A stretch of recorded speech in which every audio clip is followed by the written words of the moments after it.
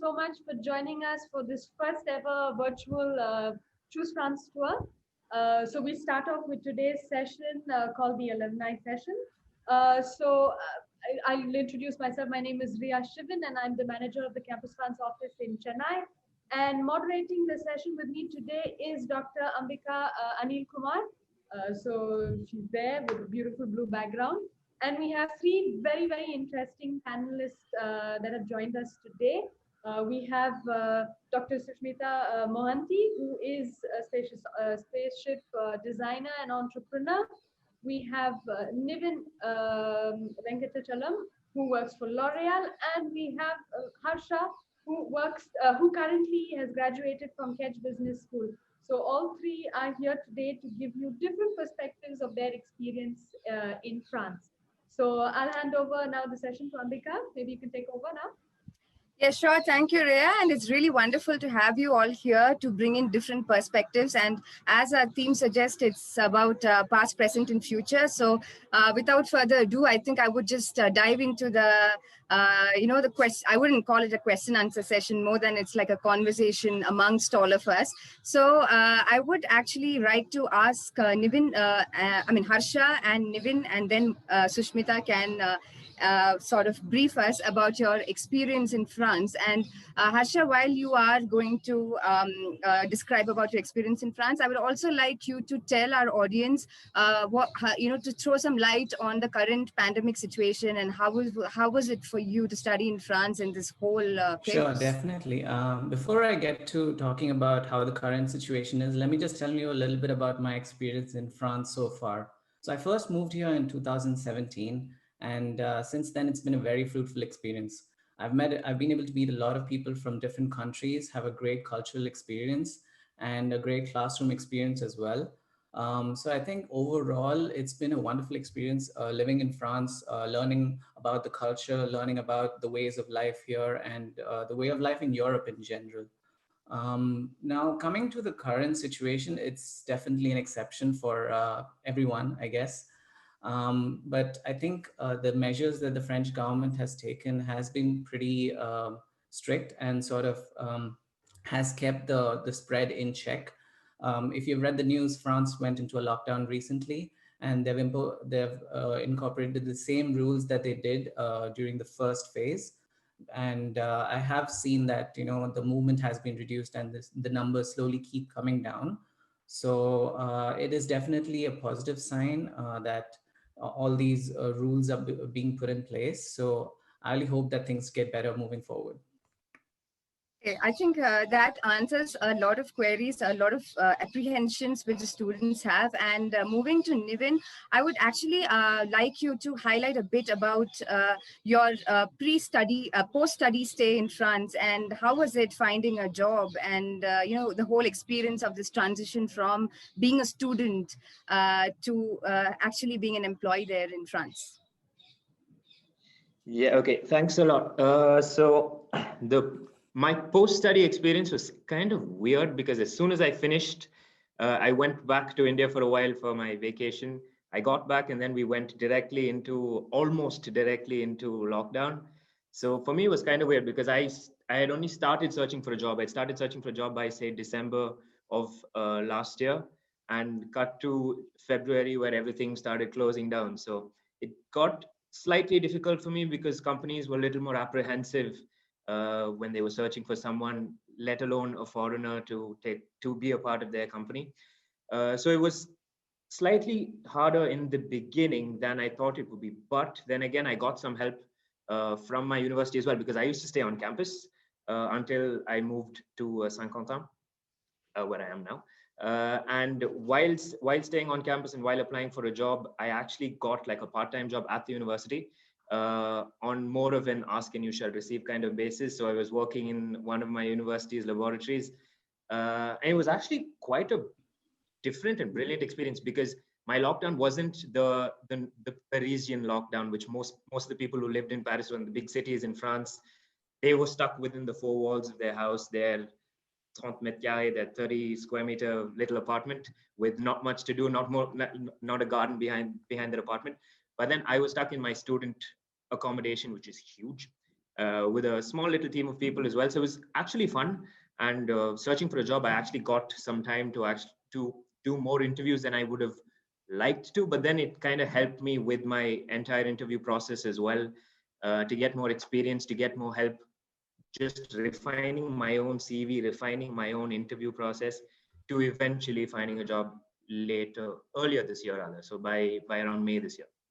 Wow, that's good story. And again, I think the two differences that two experiences that Harsha and Niven has are extremely different in their own way. And coming to Susmita, I know that you are right now in India during this pandemic, and you have done your studies in France some time back. Compared to Niven and Harsha. So I wouldn't ask you how did you find a job kind of a question, but rather I would like to know how do you still maintain your connection with France, and how has that actually added value to your very, very successful career, as we know? Yes, well, Ambika, as you know, I studied in Strasbourg in 96, 97 at the International Space University. So my association with France has been more than 20 years now. I consider France to be one of my home footprints, in the sense any country that I've been to year after year for the last 20 plus years, and I can take you on walkabouts and to my favorite places, whether it's Paris or Strasbourg or Metz. So it really is home for me in some ways. Strasbourg itself, as a city where I studied, is a very small, beautiful city with canals, parks, a modern tram, a gorgeous cathedral. It's the seat of the European Parliament. And I remember some of my memories from then would be, we used to often bike into the vineyards in the Alsace region, which is sort of the crossover between Germany and France. And now, like I said, I keep going back every year practically, or every other year. I have amazing friends in Paris, anthropologists, artists, art critics, the whole lot. And I think the other connection that I have emotionally is also my goddaughter. She's half Senegalese, she's Senegalese French, and she now lives in Metz. She's a full-blown teenager and has very strong opinions of her own and is into graphic novels. And so I think my connection to France really spans the whole bridge, you know, so to speak. It's been wonderful. I mean, I love the fact that it's become part of my, part of my life in very many interesting ways. Lovely. I think one question that we usually face with students is, why should I choose France for higher studies? So I think I will redirect that question at you, having experienced French higher education. So maybe back to you, Susmita. Can you tell me why you chose France to do your higher studies over there? To be honest, Rhea, I think in the 21st century context, the word higher studies is a bit of, it's a bit odd to call anything higher. I mean, I have four different degrees, and one of my alma maters is the International Space University. The other degrees are in engineering, industrial design, and aerospace architecture. I took a very multidisciplinary approach to, my passion is designing things for living in outer space. And it so happens that the International Space University is in Strasbourg, in France. And the reason I chose ISU, we call it, the International Space University, is because I wanted, not so much for a second master's, but to become part of an international community of young people who are passionate about space. And just to give the audience who are listening to us an idea, my class in Strasbourg, we had 23 countries represented. It was like a mini United Nations. Yeah. And I think the French experience, even beyond the classroom, was very colorful, very diverse. So yeah, I think it was about space and the university being in France, which led me to France. Okay. What about you, Niven? I know you, I mean, because we've lived in the same city, and I've known your mom to be a professor of French, and you speak French as well. So why did you, I mean, was language the reason why? So contrary to popular belief, my mom being a professor of French was not the only reason I chose France. That did help though, that did really help. But my reasons were, I kind of split them into two. Professionally, during my bachelor's degree, I had done a month-long project here in France, and I really loved what I did. It wasn't really the technicality of the project. It wasn't really just the people I met. It was the entire experience. Something told me I just want to do that again, basically. And on the other front, personally, again, as you said, I do have a brief history of having spoken French and learned French, and having my mother who is a professor.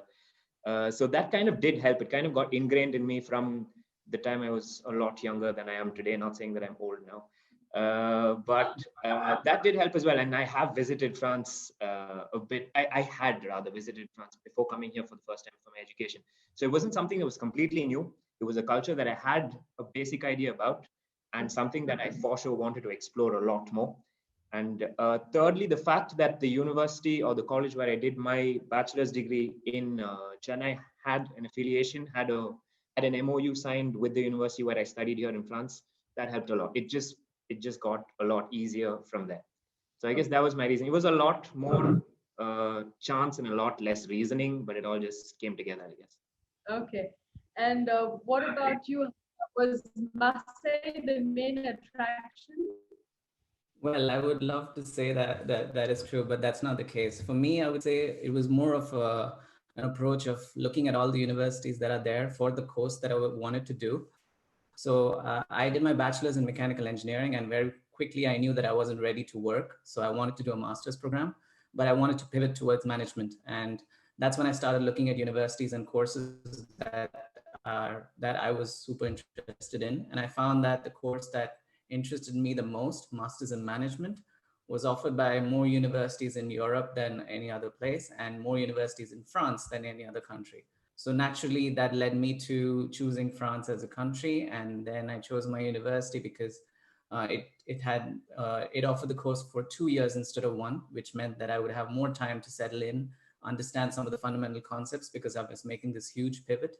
And also, I think an opportunity to just explore the country and immerse myself in this culture and learn French, of course, which I took it as a challenge. Yeah, so that's ultimately how I got to where I am today. Lovely. Coming about, when it comes to choosing the program that you chose, was the information about these programs easily available to you? Yeah, definitely. It was available through websites, but also a lot of university fairs that happen in India. So in Bangalore, I attended many university fairs, which had representatives from many French universities, HEC Paris, KEDGE, NEOMA, Schema, etc. So it was a good opportunity for me to talk to these representatives and understand a lot more about the course itself. And I also got to meet some people from Campus France and understand some of the administrative things that I need to take so that my transition into France would be as smooth as possible. So having had all these opportunities presented to me in the form of these universities, fairs and groups and meetups, it made things a lot more easier. And I had been to France before with my family on vacation, so there was some air of familiarity with the place. So ultimately, that's what led me to being here. What about you, Niven? I suppose you had access to a lot of information as well. Yeah, I'm not going to lie, probably for Harsha and I today, getting information for anything is probably the easiest thing we can do, because all we need to do is just ask Mr. Google and he's going to help us out. But on that note, it was actually not that hard getting information on what I wanted to do, because for 2 reasons. As I already mentioned, my college did have a tie-up with the university where I did study. So it was kind of easier on that front as well. And also, since I was a student of l'Alliance Française de Madras, and I think back in the day, Ria, your office was in the Alliance, which is not the case right now. So since the Campus France office was there, I did get the information that I needed on site. So that was, I'm not going to say easy, but it just happened to be simple to do. And as Harsha said as well, I also did do a couple of fairs where there were universities coming and presenting their courses. So that kind of helped me narrow down to France as well. And also another thing with another subject on which I got loads of information was the scholarships. So that's something else which Campus France also gave me loads of information about. And I was also lucky to have been given one or awarded one by the government. So that was more of like a boost which I got to say, okay, I'm going to France. Because till then I was kind of, okay, should I go? Should I not go? Is this the course I want? But then everything, as I said, just kind of came together, and that was actually really beautiful. Cool. What about you, Yeah, well, I am the pre-internet age, right? So in 1995, the way I got to know about the International Space University was through a library and through a newspaper called Space News. But since then, I think there are many ways for students who are interested in studying in France, not only through Allianz, but also through, there are lots of people in most big cities who have either lived in France or studied in France or traveled through France. I personally encourage young people who are interested to go to France or any other European country to not only consider MBA as an option and engineering studies as an option, but also look at design and architecture. There are some amazing design schools and architecture schools as well. You know, for example, Annecy in Paris. Not many people know about it. Everything from smart textiles to industrial design. So stretch your imagination, guys. There are so many fields available to you also beyond engineering and business, right? Some of the creative, the graphic design, typography, communication design, branding. In my case, I designed habitats and rovers and spacesuits. So stretch your imagination, people. It's Yes, I think it's amazing to share all this experience, and I think whoever is listening to us will soon have a surprise where Susmita would be talking a lot more about her field and about a lot of science and philosophy. So stay tuned. We'll inform you about it later once we finalize the event. But before that, I would like to, since you brought this before and after transition thing, I would like to ask you, Susmita, that how was it when you were trying to look for opportunities in France for your studies, were there any scholarships available? Because now we are giving out a lot of scholarships. So how easy was it to find money? Because I know the kind of currency exchange value between India and France, and then that could be like huge on your pocket. So, or did you figure out a way to handle it? Or yeah, well, I have a fascinating story on that front. So when I chose to go to France to study, we had the French franc, not the euro, of course. And I had to raise 35,000 euros in today's equivalent terms in 8 months. And remember, there was no internet. I mean, very few people had email on monochrome screens, that kind of thing. So I reached out to 70 different foundations in India. I reached out to the United Nations in 9 different ways. I wrote to 7 individuals around the world, including Bill Gates, Carl Sagan, Arthur Clarke, and a couple of others. And a bunch of my friends who were already in the US doing their master's, they did a Kickstarter before Kickstarter. They raised money for my living expenses. That was one.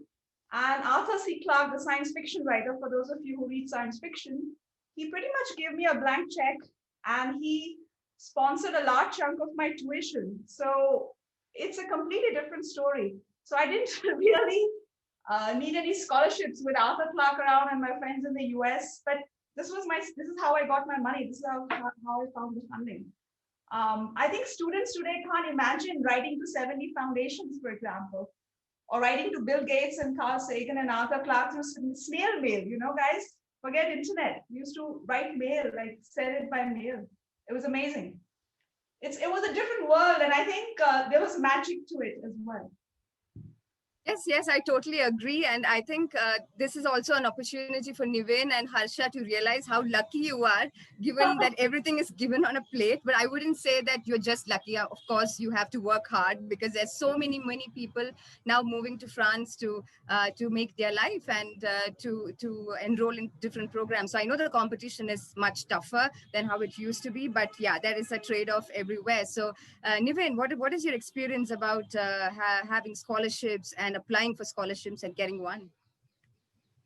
Well, now my answer is just going to sound extremely underwhelming after what we just learned. But yeah, I did not have to go through these many hardships. I did not send snail mail. I've only heard of the concept. But mine was hardship, by the way. It was good fun, huh? I can tell you. That's great then. But mine was more on the easier side of things. Where I mean, it wasn't easy, as you said, Ambika, as well. The scholarship which I was lucky enough to get was what is called the Eiffel Scholarship today. And so that technically, as we spoke about earlier, the exchange rate isn't the best when it comes to when it comes to exchanging euros for Indian rupees. So on that front, the scholarship which I did have was something which was given firstly on the basis of merit. So the initial screening was done based on my scores, very classic, based on my school scores and literally everything that I've done in my life. So I just submitted all my documents. I was like, here, you pick and choose now. And then eventually the 300 odd students from around the world who were given the scholarship, the advantage for me was the fact that I did get to pay my entire tuition and my living expenses just with that scholarship. And the fact that most courses in France, they also offer an internship throughout the last 4 or 6 months. You kind of do get to save up money as well. And it was the scholarship plus the money that I'd saved up with throughout my internship is what kind of kickstarted my entire job search period as well. Because as we all know, this year was kind of difficult. It wasn't you finish university, you get a job. You finish university, you vacation for a couple of months and you get a job. We kind of had to be locked up for a couple of months. So all of that kind of did help me not just figure out, okay, how life goes about monetary wise, but also just having different experiences, because living life on a student allowance is, I think, an experience everyone should have. Yeah. So to me, it was like a very positive thing as well. Okay, yeah. So it's nice to know about the present situation also. So Harsha, I would like to, so Niven has already spoken about scholarships and, the advantages of having a scholarship when you have to live in an expensive country like France. But is it really expensive to live as a student? Does the government do things for the students? Do you have benefits? Can you just elaborate? Because I think a lot of students would want to hear this. And also, I would like you to give some numbers about about how much a student should be having in their pocket while living in France per month, because I see a lot of questions here regarding that. Sure. So yeah, living in France on a student budget is all about strategy. So you have to really think about what your expenses are going to look like and the kind of choices you make when it comes to your lifestyle here in France. And any student would know if you strategize on a few things, you'll be able to make some good savings. That being said, the French government does give some benefits for international students, and I have availed them myself. It's called the APL, and it's given by the CAF. So it's basically a monthly allowance that is given to students based on the accommodation and a lot of other factors. So that is something I've definitely availed. And as a student, you can also make choices that will impact on how much you save on a per month basis. So to give you an example, the current student dorm that I live in is 430 euros, but every month from the French government, I get 173 euros, which brings down my rent quite a bit. And because I'm a vegetarian, that means my food expenses are also quite limited. And it also depends on how much do I spend on, when we are allowed to go out and, with friends to restaurants and things like that. I think it can be further reduced if you decide to live with if you decide to have roommates. And, taking small steps like this can definitely help bring down your monthly expenses. And if you want the long stay student visa allows you to work in France as well part-time. So I think it's around 20 hours that you can work along with your studies. So that's definitely an option. But I mean, to do that, obviously you need to have a good level of French. But if you're able to get there, it's very easy to find a job. And I have a lot of friends who do this part-time jobs while they're studying. So there's many ways in which you can sort of reduce your monthly expenses and live on a student allowance. And like I said in the beginning, it's all about strategy and how you think about it. Can I add something here, Ambika? So I think Sure. just as Harsha said, it's nice to have roommates. Not only will it help plan your budget better, I initially was staying in a studio all by myself. And later on, I moved in with French roommates. It's amazing to be living with real French friends, you know. So I highly encourage you guys to consider that option rather than living by yourself. The other thing we guys were given by the local municipality when we arrived in France was a brand new bicycle. So the Space University was on the outskirts and the tram wouldn't go all the way. So it was wonderful to be able to not only bicycle to university, but on weekends, we used to go out to the vineyards and stuff. So be mobile. I mean, public transport is fantastic, but get a bicycle. I mean, that's another way to get around and have fun. And it's not expensive at all. Lovely. And sticking to the expenses part, Harsha, I think you probably did your internship during the pandemic. No, is that the case, or? No, the internship that I did was back in 2018 for 6 months. Yeah, and that was in Paris. Okay. And I assume that it was a paid internship.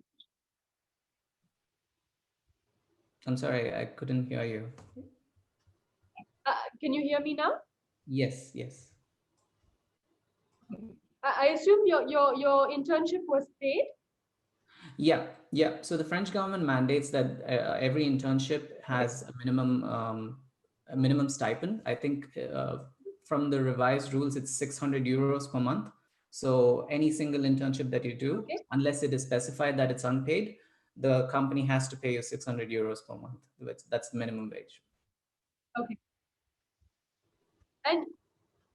And you decided to choose, I mean, you decided to do this internship before you, in between your course and not towards the end.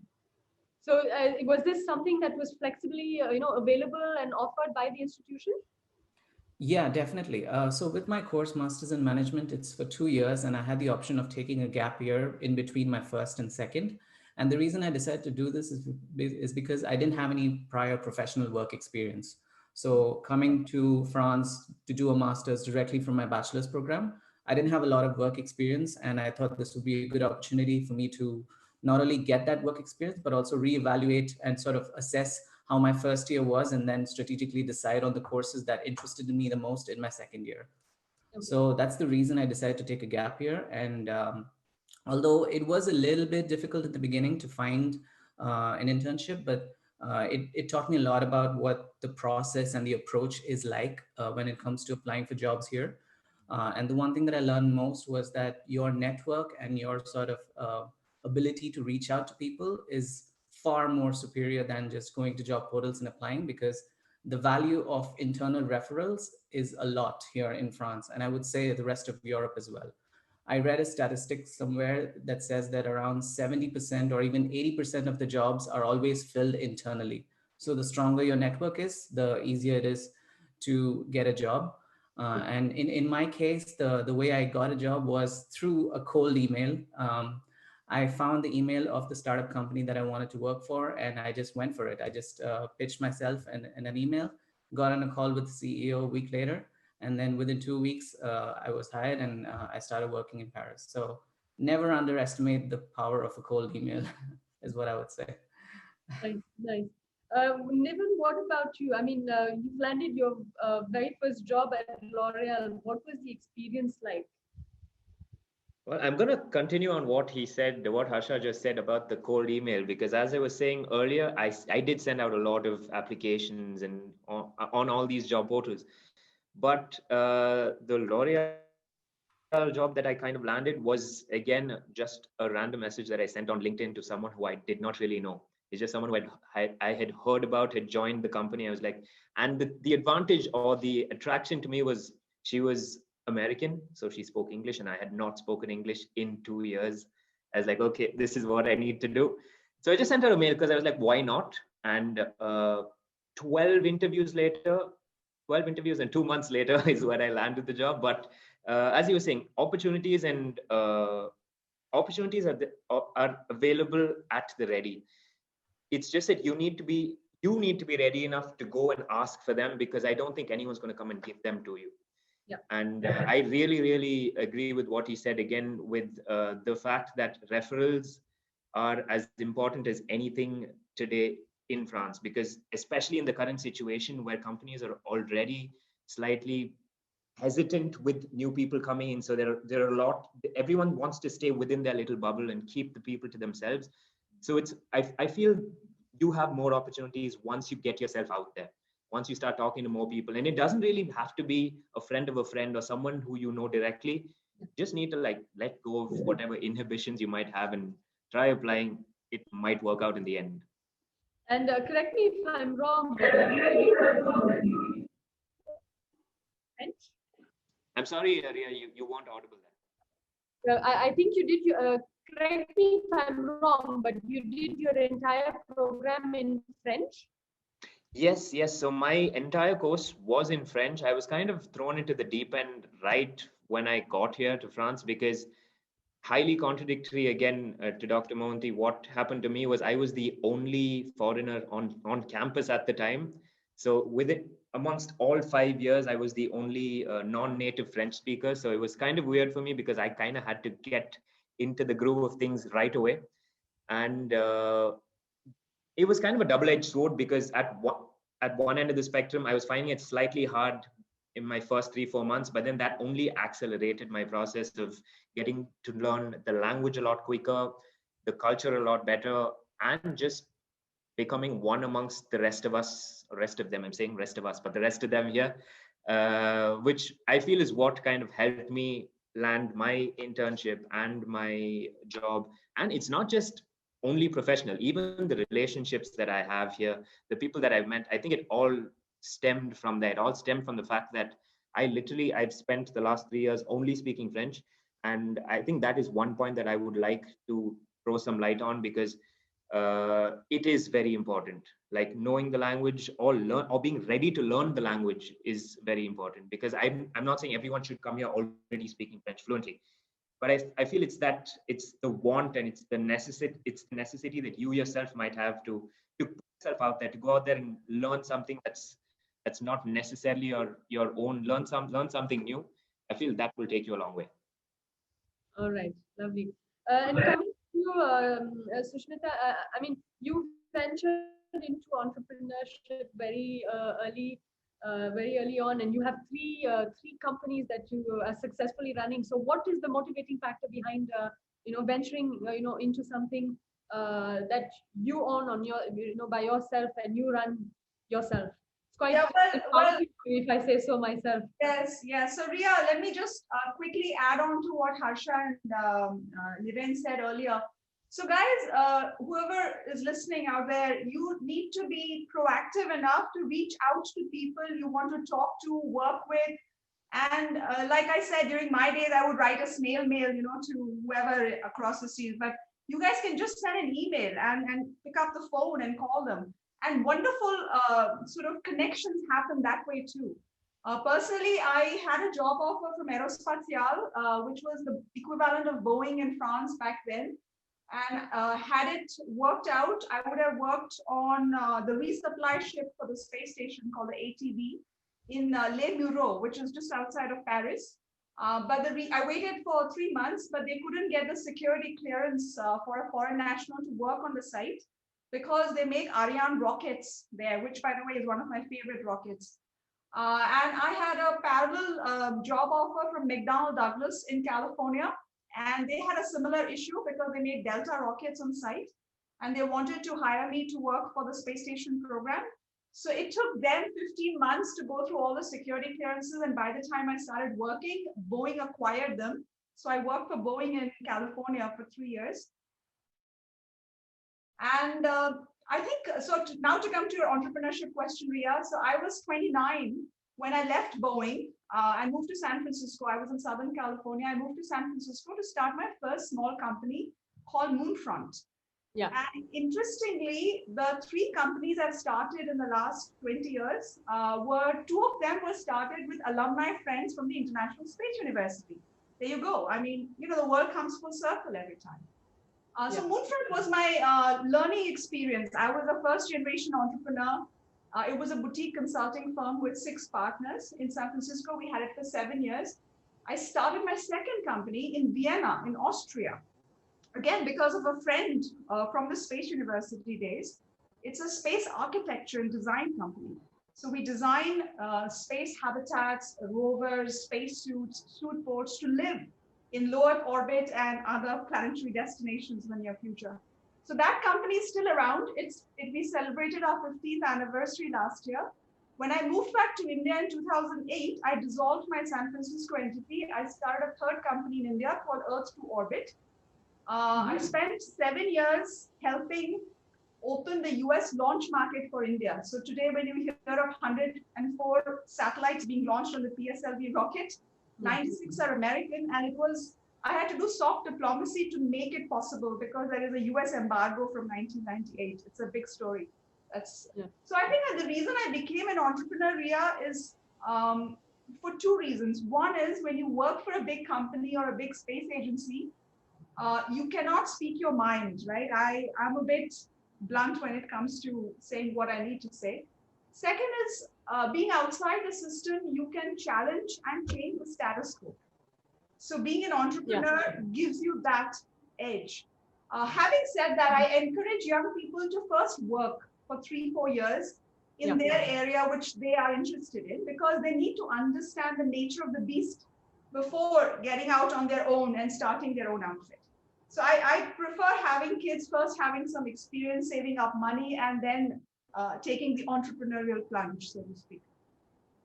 Yes, thank you, Susmita, for that very wonderful, elaborate discussion on networking. So thanks to Harsha and Niven also, because I think this brings to my next question about alumni networking, because a lot of people, when we actually talk to them about registering in the alumni network, the French alumni network, I don't think a lot of them would see the bigger picture, you know, what benefits that they can get from such networking, meeting up with the alumni, sharing information, and which could actually carve just not a niche out of them, but then open doors to a lot of avenues in front of them. So what do you have, what advice do you have to the people who have just studying or planning to study about the alumni network that they have to organize? I mean, we definitely have ways of doing it, but then what communities they should be looking out when they reach France and also coming back to India? What's your take on that? Yeah, so definitely, Alumni Network is a very it's a great community to be a part of, and I personally have had great experiences being on there, especially now when no one's going anywhere. A lot of people have time to actually talk to you and give you insights on what it's like to work in a company or what their career story was like. So it's good to always reach out to alumni from your university or even from the city or the country that you live in. And I've done that personally, and I've had some great insights on basically what their journey was like when it comes to looking for job opportunities, looking for the next big adventure. So I would definitely encourage people to do that. There are also many Facebook groups that people can be a part of. In France, there's localized Facebook groups for each and every city. So I think on a grand scheme of things, Alumni Network is a very strong place so that you can also look for job opportunities there. As I mentioned earlier, internal referrals is a huge thing. And the students who are part of the Alumni Network also post these job openings on the platform.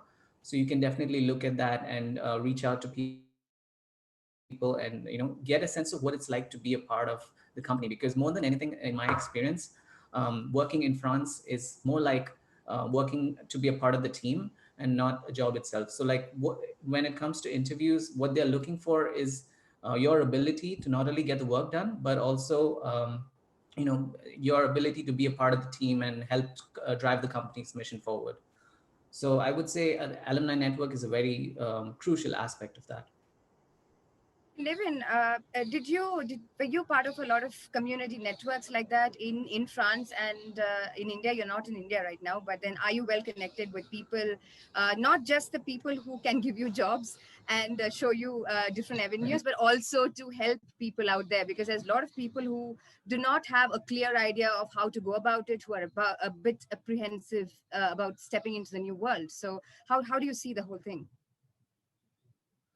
I mean, being in touch with alumni networks is not just, as you said, just to find a job or just to get information on where the next opportunity lies, but I think is also meeting people, meeting probably like-minded people, getting out of your own comfort zone, your little room in my university dorm or stuff like that, and eventually going to Paris. For example, I was what Campus France called an e-ambassador for foreign students coming to France. So it isn't really an alumni network as much as just current students giving our experiences to the future students who would like or who want to come to France. So how that works is kind of like this: Campus France selected students from all over the world. So I remember my first Campus France e-ambassador meeting was with people from, I think, 10 to 15 different countries. So it was a very, very vast network. I met loads of like-minded people, and as you said, again, it isn't just about getting more information on how to get a job or where to find your next opportunity, but it's also probably where you're grabbing your next beer. I mean, it can be as simple as that. It just gives you a lot more, many more openings to do different things in life, to keep yourself, to stay on your toes, to stay as open to opportunities as possible, because you don't really know where your next opportunity is coming from. And I'm a firm believer in taking whatever opportunity that is given to you. So I feel alumni networks and just plain networking, as we had discussed in the previous question, if I might, is very, very important, because at the end of the day, you are someone who's coming far away from your home nation, far away from everything that you might call home. And I feel we might just latch on to anything which is slightly similar to us, and that could give us some relief from being alone and being far away, and maybe even having different things to deal with in our lives. So this could be another outlet as well. So just to pick up on what actually all of you all said on this topic, is it's not just for professional gain or for personal gain, but it's more for an all-round experience. I think I would like to, I totally agree with the last bit that Niven said. For me, go beyond networking, guys. Make real friends, you know. I think for me to be going out every Friday and hanging out with real people in Strasbourg, having a beer, going to the pub, going dancing, I think the kind of friends I have today from France, it's the entire gamut, you know, not so, like I said, artists and art critics and curators and designers and anthropologists and diplomats. So really make friendships, long-term friendships. Don't just look for a job. You will find a job if you go out and meet people. So I agree that networking is good, but go beyond networking as well. Immerse yourself culturally and sensorially and in every sense of the word. So I think we've covered a lot in today's session, and I thank all three panelists for giving us such such enriching experiences and advice, I would say, also to our viewers. And I think a lot of our students will take on what was said and use that in the future. We have a few queries, but they're pretty much generic. So what I would suggest is these are more application procedure related queries. So I would ask our viewers to please, reach out to the Campus France stall on the website. We have managers on the stall who are ready to answer any generic questions you might have. So please, after this event, when you find time, we are here for 2 days. So take time out to meet one of our Campus France managers and ask us whatever questions you might have about applying to colleges in France, applying for scholarships, and getting a lot more information. With regards to why choosing France, also, I think a lot of a lot of it was answered by our panelists here today, but we do have a lot of reasons why you should choose France. And again, we have our managers here today to give you, to guide you through all of it. So I think to conclude it, Ambika, would you like to conclude this session? Sure, Rhea, thank you. And thank you. A big thanks to all of you for coming here and sharing your views and perspectives. And I think we have a very interesting mix here. And I really like this theme of present, future, present, and past, because it sort of integrates a lot of new different elements, and it also shows the evolution of going abroad for studies, especially to France. How does that impact your life and what comes out of it and things like that. So And this is only the first webinar of a series of webinars. There are actually 6 webinars, and I think you will gain more information about area-specific webinars in the subsequent ones to come. And I think there's no better way to ring in the weekend with Choose Front Store. And so I think it's a good opportunity for you to get all this information under one platform. So I hope you will have a good Choose Front Store, and I hope you have enjoyed our alumni webinar. And if you have any questions, as Rhea said, you know where to go. So with that, again, I thank once again and everybody on and off our screen right now for hanging in there and participating and having fun with us. Thank you guys. Au revoir and bon weekend. Yep.